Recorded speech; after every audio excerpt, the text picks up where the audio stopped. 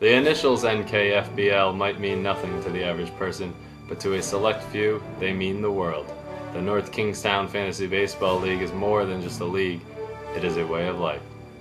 Tonight, we will take a look back at how those 5 words changed from a mere concept to an iconic ideal in the hearts and the minds of a dozen men. We will look behind the success, the scandals, and the stories that made the NKFBL what it is today.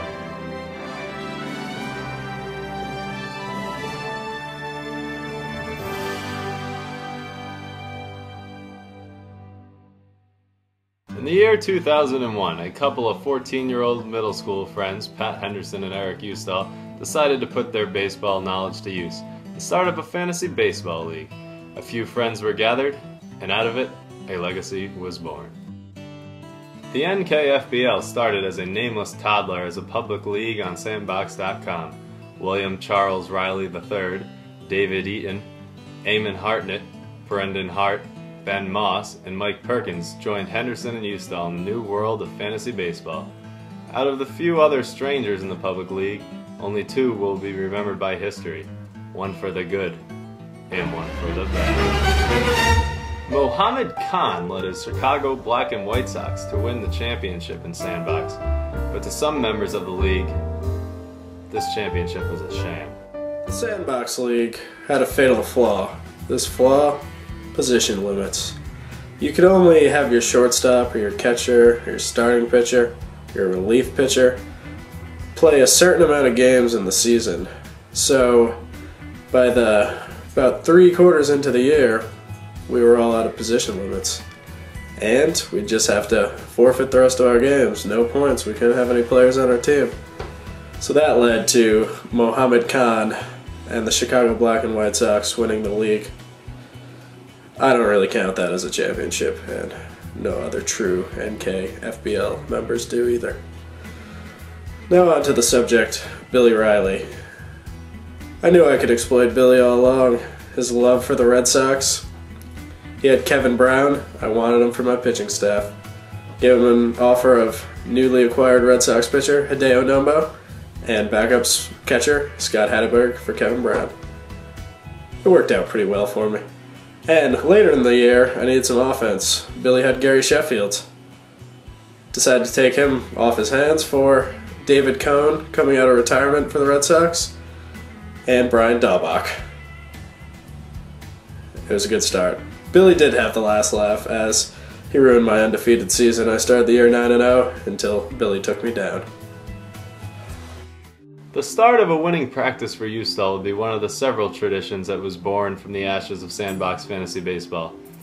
Little did the members of the NKFBL know that a controversial league member from Nebraska, known only as the Hick, was a name that they would never forget.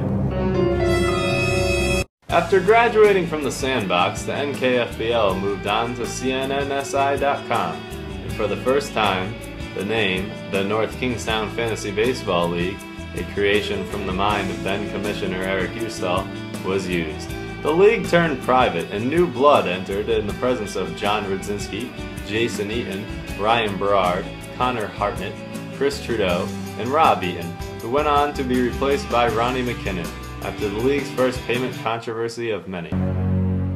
The NKFBL soared along. The new members gelled with the holdovers and created the start of a promising league. Coming off of the first NKFBL live draft, the sun was shining for the league and its members, until scandal struck. Hello? Yo, God.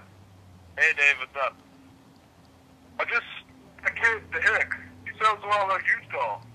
What are you talking about? Is that the kid was from our fantasy baseball league last year? I don't know. I just think he talks awful lot like him on message board. It can't be like Ustall. I talked to both of them online at the same time. There's no way it's Ustall. I don't know. I just think it is. Streets. The news of the scandal struck the league hard. Its members were in shock. Well, as you may know of the league controversy regarding the Hick and former Commissioner Eric Ustall, there's been a lot to say about that, and I'd like to tell you my side of this story. It all happened one day in Ustall's old house, his basement, where we were discussing, the league, baseball and other things of the matter. And Eustal had quite the smirk on his face when I mentioned a former member of our league, the Hick, as you guys all know.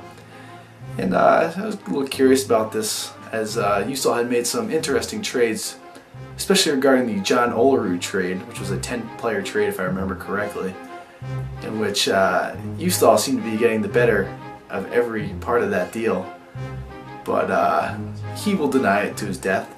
But from what I heard that day, and I will tell you and I promise you this, Eustal did admit to being the Hick that day, regardless of what he says.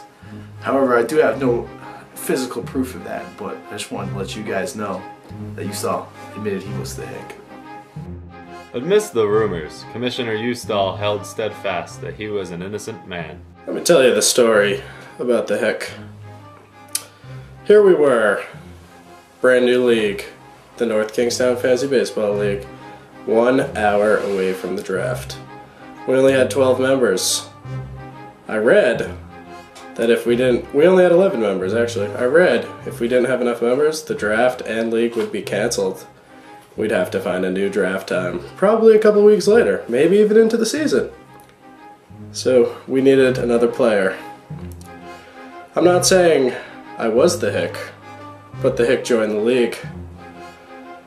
We had our draft, and everything was fine. The Hick made some trades during the year, some good, some bad. Some to the Bombers, some to the Quahogs, some to the Friars. He even, such a classy guy, he kept Daryl Kyle on his team after he died. That's class right there. To this day, I've never admitted I was the Hick, because I was not the Hick. The Hick was the Hick. And in tough times, the commissioner needs to make a decision. Tough decisions. I made that decision, and I do not regret that decision. Also, the news of me supposedly being the Hick didn't come out till a couple years later. So, whatever Eamon and Pat and Dave Eaton may say, they don't know. They don't know. That scandal that could have torn a lesser league apart only made the NKFBL stronger, and was put to the back burner quickly during the first real NKFBL championship. The Quahogs and the NK Friars squared off in the first battle for the NKFBL title, and it was a championship matchup that no one will ever forget. So what happened in the first NKFBL championship? I'll tell you what happened. Me and Eamon went into it. We each needed a utility player. Bobby Higginson was hurt for me. Somebody was hurt for him, I don't remember. We both wanted to get Carlos Lee on our team. He was the top free agent at the time. I scooped him up minutes before Eamon could. So Eamon went for a second option, a little known Montreal Expos. They're not even around anymore. Player named Endy Chavez, just called up from the minors. Eamon throws Chavez in his lineup, I throw Carlos Lee on mine. Chavez ends up the week with like 20-something points.